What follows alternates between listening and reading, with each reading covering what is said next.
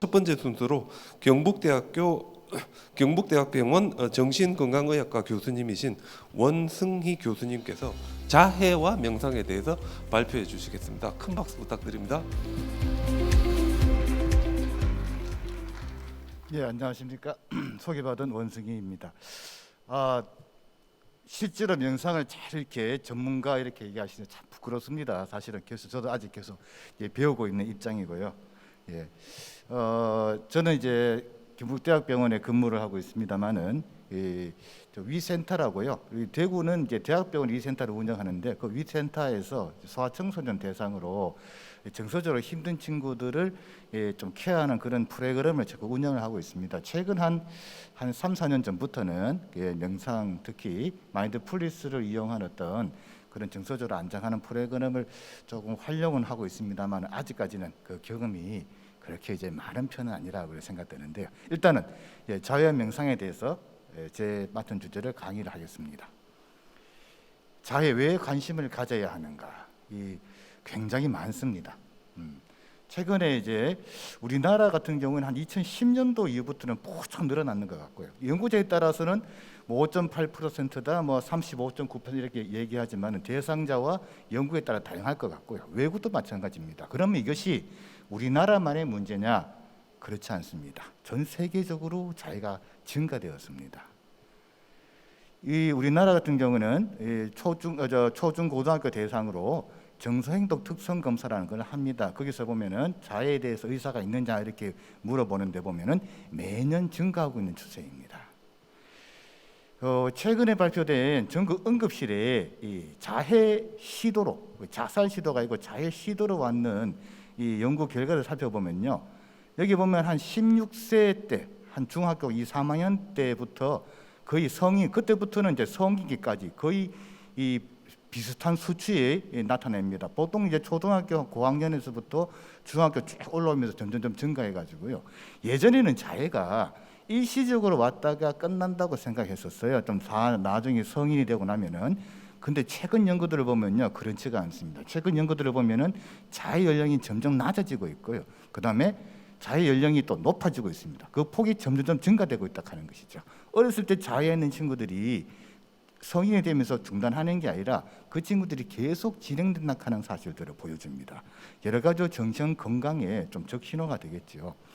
자해는 여러 가지 부정적 결과를 미칩니다. 신체적인 위험성도 있죠. 사회적인 여러 가지 관계 단절이라든가, 물론 이제 여러 가지 사회적 문제 때문에, 스트레스 때문에 자해를 하기도 하지만은 또 자해로 인해 가지고 점점 더 관계라든가 부모와의 관계, 학교와의 관계, 또래의 관계 점점 어려워지는 상황도 생기게 되고요. 이로 인해 가지고 여러 가지 심리적인 위험성, 우울, 불안, 여러 가지 부분들이 많이 생기는 그런 질병이라고 이해하셔야 될 것 같습니다.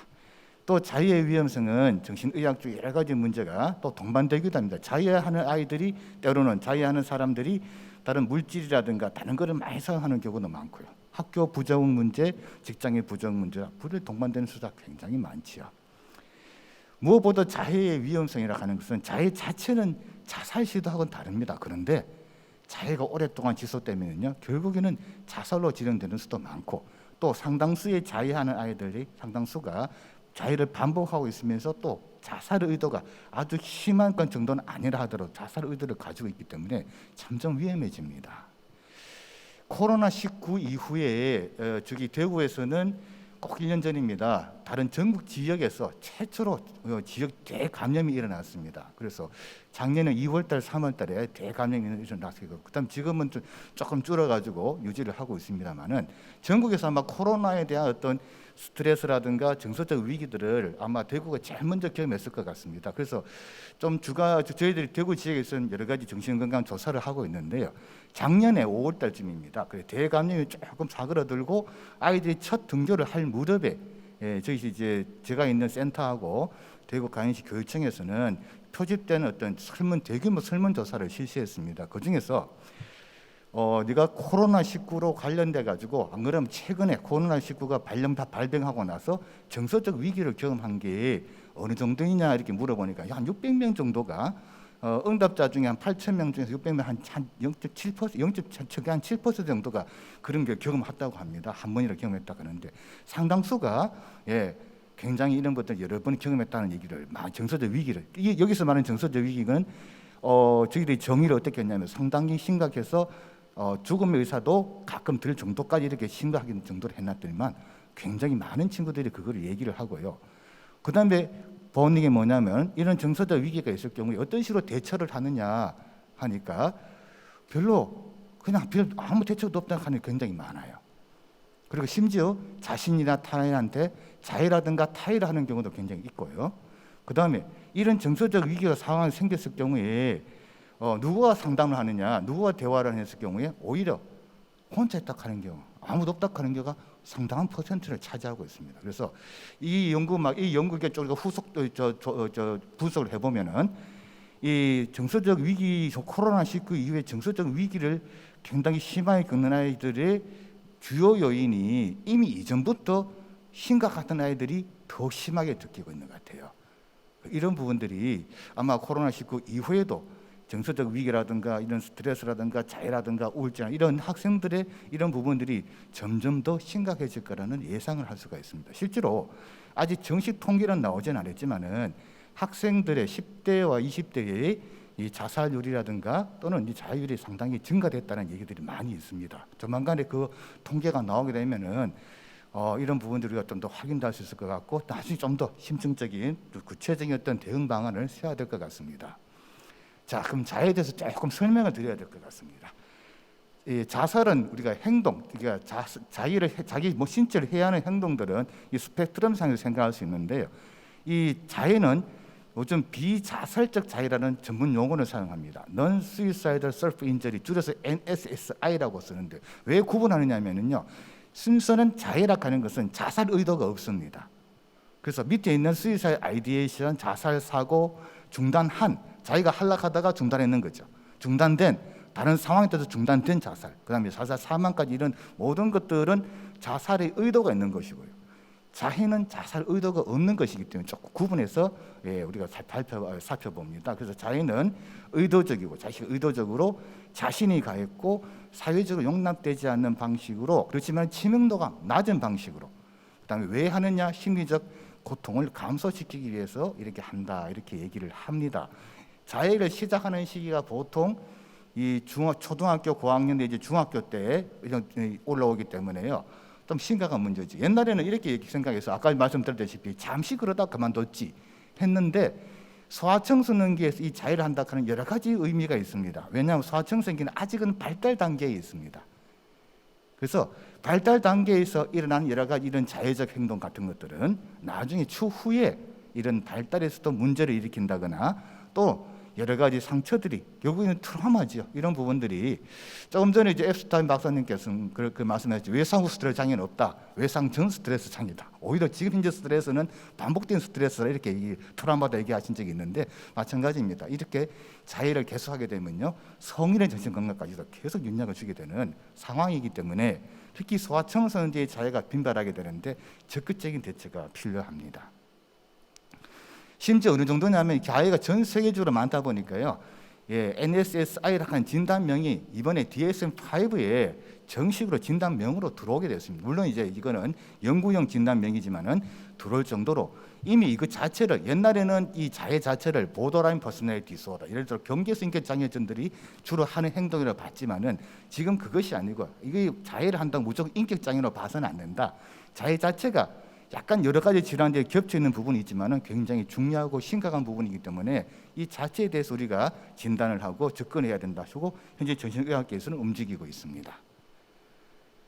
그래서 자해와 자살을 조금 구분해 보시면요, 자살 의도와 치명도가 가장 중요한 관변점입니다. 원래 자해 자체는 자살 의도가 없습니다. 그러다 보니까 자해를 하고 나면은 자해를 왜 하느냐, 보통 보면은 굉장히 불편한 감정이 올라오게 됩니다. 그거를 해소할 목적으로 하는 경우가 상당히 많은데요. 그러다 보니까 자해를 하고 나면은 실제적으로 아이는 편안해집니다.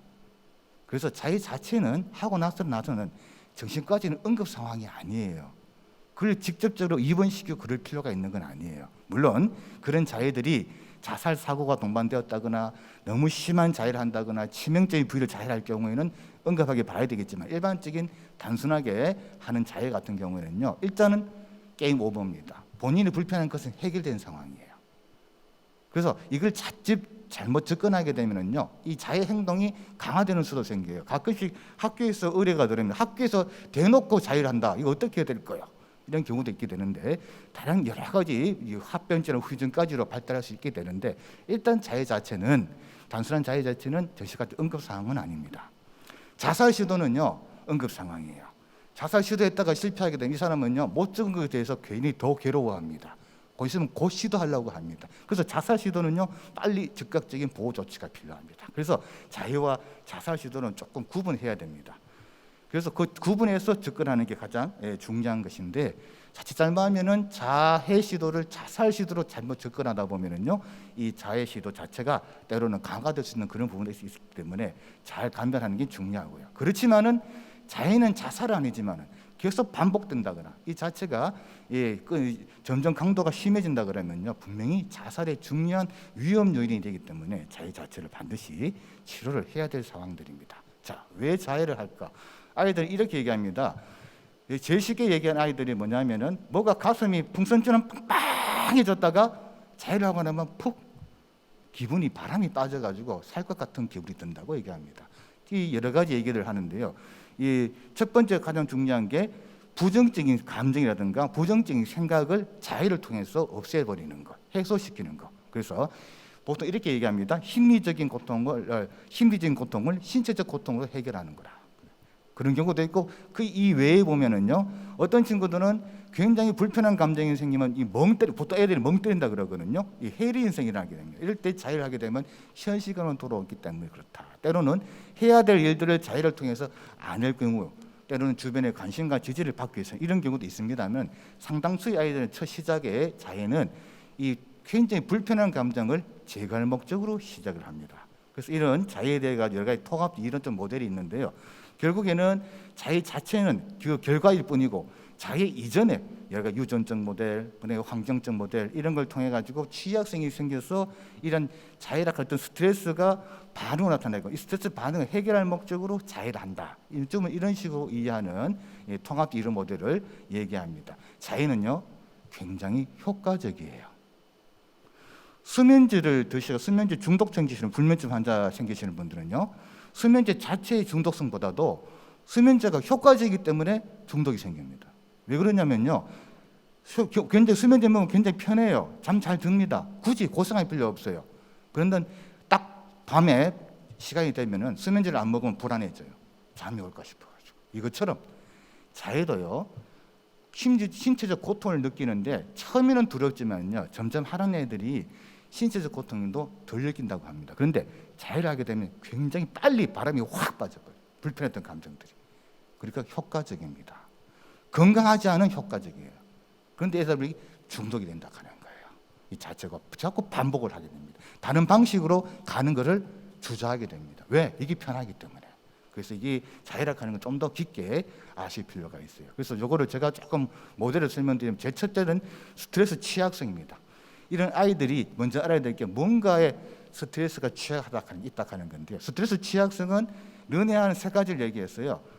뭐냐면 별것 아닌데 크게 반응하고 한번 반응하면 오래 가고 회복하는데 오랜 시간이 걸리고 뭔가에 의해서 스트레스에 취약한 아이들이 남들은 별것 아닌 스트레스에는 스트레스에 반응을 하게 됩니다. 그러면은 부정적 감정이 생기고 감정 조절 어려움이 생기고 부정적인 생각이 생기고 이 생각이 그러면 충동이 올라오는데요. 중요한 건 뭐냐면 이 과정이요. 스트레스를 받고 자해 충동이 와서 자해하기까지 이 과정들이 상당히 자동적으로 일어나는 데 있습니다. 그리고 생각과 감정들이 굉장히 융합되어져 있고요. 도저히 못 견딥니다. 이 생각이 감정을 일으키고 감정이 생각을 일으키면서 그죠? 이 생각에 계속 빠져가 있습니다. 벗어나지는 못합니다. 결국에는 충동이 올라오고 자해를 통해서 해소시키게 됩니다. 하지만 그런 시간이 지나면 후회를 하죠. 부정적 감정이 해소는 됐지만 자존감이 떨어지고 우울감이 더 증가되고 결국에는 또다시 스트레스 취약성이 더 증가되는 이런 악순환을 계속 그리게 되기 때문에 어떤 식으로든 개입을 해줘야 되는 어디 쪽에 개입해야 될지가 참 난감한 경우가 굉장히 많습니다. 스스로가 이 방법 이외에는 스트레스 해결하는 방법을 잘 몰라요. 점점 갈수록 스트레스 점점 취약해져 가지고 자기 스스로가 이걸 하지 않고서는 견디지 못하는 수가 굉장히 많습니다. 굉장히 반복되어지고 점점 증가되는 그런 현상을 보입니다. 그래서 어떻게 기업을 해야 하는가?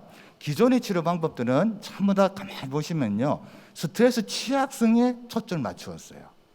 그래서 너가 취약한 것이 어릴 때 어떤 관계 때문에 그랬다, 너의 부정적 생각 때문에 그랬다, 그래서 인지적으로 접근한다든가 정서적으로 접근한다든가 관계를 개선하다든가, 대부분의 기존의 치료 방법들은 스트레스 취약성을 개선하는 쪽으로 이 개입이 되어 왔었습니다. 그러다가 해도 잘 안 되니까 약간의 자해 충동이 일어났을 경우에 어떻게 하자, 그래서 대안 행동을 가리키는 쪽으로. 그래서 최근에는 이런 자해에 대한 취약성의 개선과 자해 행동을 대안적 행동에 초점을 맞춰서 이렇게 해봤습니다만, 저도 이렇게 해봤습니다. 근데 잘 안 돼요. 가르쳐줍니다. 너무 힘들 때는 손가락을 고무줄을 튕겨라. 오면은 안 됩니다. 합니다. 그렇죠? 효과가 없다고 그래요. 그래서 기존의 치료 방법들은 어떤 취약성 위주로서 치료 방법이 갔었습니다. 그런데 이 자해 같은 것들은요, 스트레스를 받고 나서 이렇게 자해하기까지 뭔가가 쫙 일어나는 이 시스템이 굉장히 자동적이고 순간적이고 저절로 일어납니다. 자기 의지가 전혀 없어요. 어떤 친구들은요, 자해하고 나면요, 그동안에 무슨 일이 일어난지 아무 기억이 안 난다 그래요.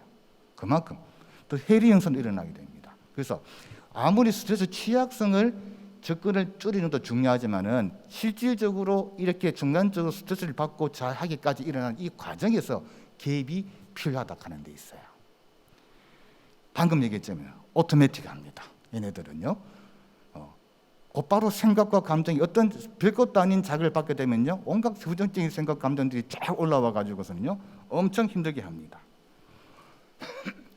그래서 뭔가 자동적인 것을 천천히 수동적으로 갈 필요가 있다 하는 거예요. 뭔가 멈춰야지만이 중단할 수 있겠다 하는 거예요. 뭔가 감정과 생각에서 멈춰야지만이 새로운 선택도 할 수 있고 자유를 안 할 수 있게 된다 하는 데 있죠. 그런데 기존의 치료 방법들은 여기 중점하기보다는 스트레스 취약성에 중점을 많이 뒀었어요.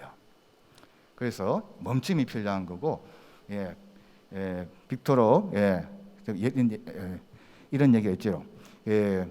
자극과 반응 사이에는 반드시 공간이 있다. 그런데 이 자해하는 친구들은 공간이 하나도 없어요. 이 공간이 필요한 겁니다. 이런 공간을 확보하는 데는 제일 유용한 게 마인드풀리스가 아니냐 하는 생각을 가지게 됩니다. 실제로. 그래서 이 마인드풀리스의 심리적 치료 기제를 보시면요, 마인드풀리스의 대부분 심리적 치료 기제는 이렇게 얘기합니다. 고통을 회피하지 않도록 하는 거죠. 고통을 마주하도록 합니다. 왜? 기존의 많은 고통을 없애려고, 고통을 벗어나려고 하는 모든 행동들이 오히려 더 심한 고통에 빠졌기 때문에 지금 하는 행동들을 중단하자 하는 게 기본적인 정신병리적 가설입니다. 그래서 마인드풀리스에 기반하는 실험적 치료 방법들은 마인드풀리스, 자극과 그다음에 수용을 통해서 현재 고통을 그대로 보존하는 데 있습니다. 그거를 통해 가지고 좀 디센터링이죠. 좀 떨어져 있고, 그다음에 탈자동화, 저절로 모든 생각과 감정이 융합돼서 움직이는 것들이 저는 탈자동화가 되어버리고, 탈동시를 통해서 오히려 이런 고통들의 노출을 통해 가지고 오히려 자기 조절감을 획득하고 심리적 중심화, 증상을 완화시키는 게 기본적인 치료적 기제라고 볼 수 있겠는데요. 마인드풀리스 자체만 하더라도 주의 조절 능력이 증가되고, 자각 능력이 증가되고, 생각과 감정의 수용 능력이 증가되고, 인지 조절 능력, 감정 조절 능력이 증가된다고, 이런 여러 가지 연구 결과들이 있습니다. 그래서 이런 마인드풀리스의 이 자해 행동에서 마인드풀리스는 스트레스 취약성보다도 직접적으로 나타나는 이런 오토매틱한 비헤비어의 행동 자체에 직접적으로 작동을 일으킬 수 있기 때문에 가장 효과적인 치료 방법이 아니겠나 생각을 합니다. 그래서 그렇지만은 좀 알아야 될 게 뭐냐면요, 마인드풀리스만으로는 조금 어려운 점도 있어요. 왜 그러냐면은 스트레스 취약성을 가진 사람들이에요. 뭔가가 정신병리적인 영향을 가지고 있기 때문에 실제로 마인드풀리스 치료를 해보려고 그러면 아이들 가르쳐주고 해보라고, 안 그러면 어른이라도 해보면요, 집중이 안 된다고 합니다. 호흡 못합니다. 온갖 생각들이 올라옵니다. 도저히 안 되는 경우도 많아요. 그 다양한 방법의 마인드풀리스를 지도할 필요도 있게 되고요. 또 이 친구들은 조용한 상황이 되면요, 너무나 트라우마 많이 받은 사람들은요, 옛날의 감정들이 너무나 올라오기 때문에 이 자체가 쉽지는 않아요. 그래서 단순한 마인드풀리스보다는 이렇게 자해라든가 우울증이라든가 여러 가지 정신병리적인 상황이 있는 사람들한테는 그 관계를 개선하고 또는 문제 해결의 치료 방법도 같이 있어줘야지만이 치료가 효과적일 수 있습니다. 그래서 마인드풀니스 기반을 둔 심리 치료에서는요, 보통 우리가 제3동향 인지 행동 치료라고 하는데 주로 기존의 치료들은 내적 경험을 변화시키려 했죠. 그런데 마인드풀니스 기반을 둔 심리 치료는 내적 경험에 대한 관계의 변화입니다. 그 자체를 다른 방식으로 이해하는 거죠. 수용하는 것이죠. 그리고 다른 방식으로 해결하는 것들, 그러고 나서 다른 방식으로 해결하는 거죠. 그게 플러스 알파를 항상 같이 이제 갖추고 있는 그런 심리 치료법들이 많이 개발됐고요.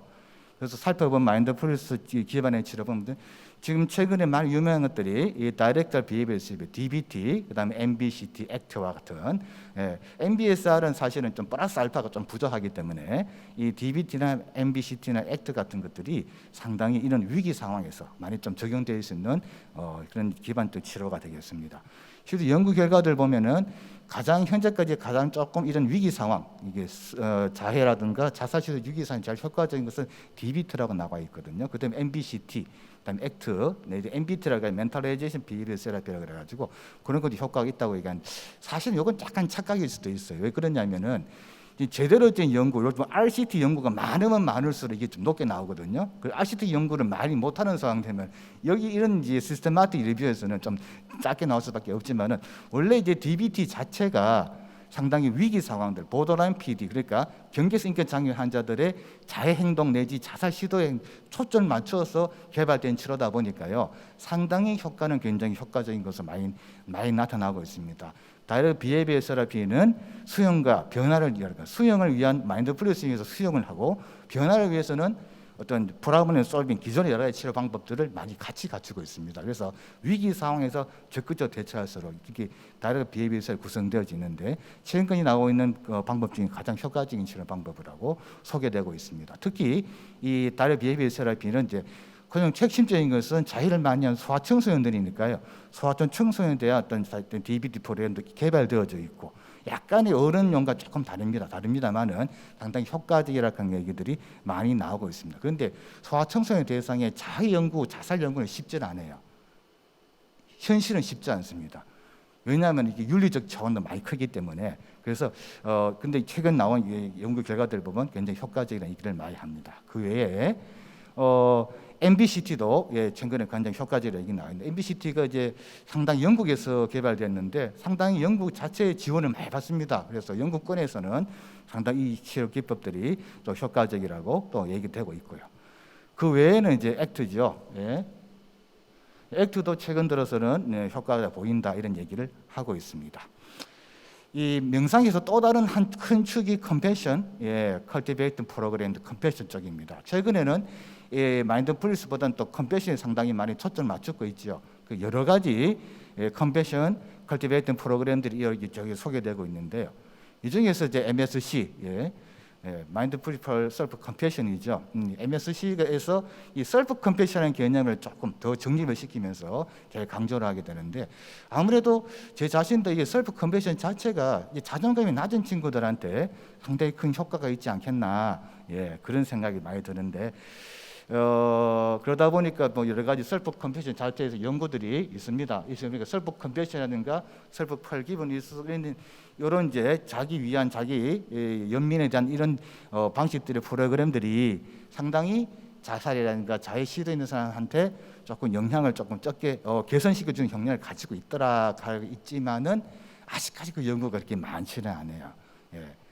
아직까지는. 그런데 저는 그렇게 생각할 수밖에 없는 게, 우리가 정신병리를 보고 있는 심각한 친구들한테 좀 적응하기 위해서는 좀 플러스 알파가, 컴패션 프로그램에서도 플러스 알파가 좀 있어줘야 되지 않을까. 심지어 제가 이게 자해하는 친구들을 우리가 각종 컴패션 프로그램에서 이게 하는 것 중에서 우리가 버터플라이 있잖아요. 버터플라이라든가 터칭, 수신 터치 이런 거 하는데, 하라 그러면 심한 친구들은요 못해요.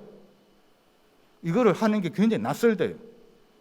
그런 만큼 이미 자존감이 낮은 친구들이 상당히 일반 사람들한테 이 컴패션 컬티베이트 프로그램은 원래 그렇게 얘기하지 않습니까? 가지고 있는 자질을 증강시키고 찾고 증강시키는 목적이라고 하는데, 조금 너무 없는 친구들한테 하기에는 조금 여러 가지 조금 연구될 필요가 있지 않겠나, 그런 생각은 하는데, 이론적이라든가 이 방식 자체는 상당히 효과적이라고 저는 생각을 합니다.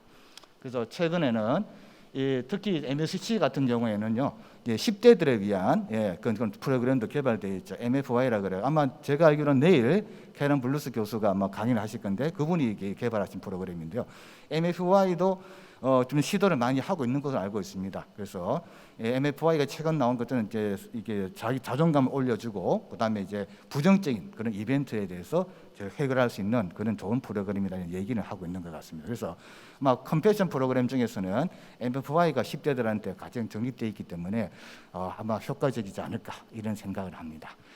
근데 이렇게 자해를 하는 친구들한테 하는 건 상당히 힘들어요, 사실은.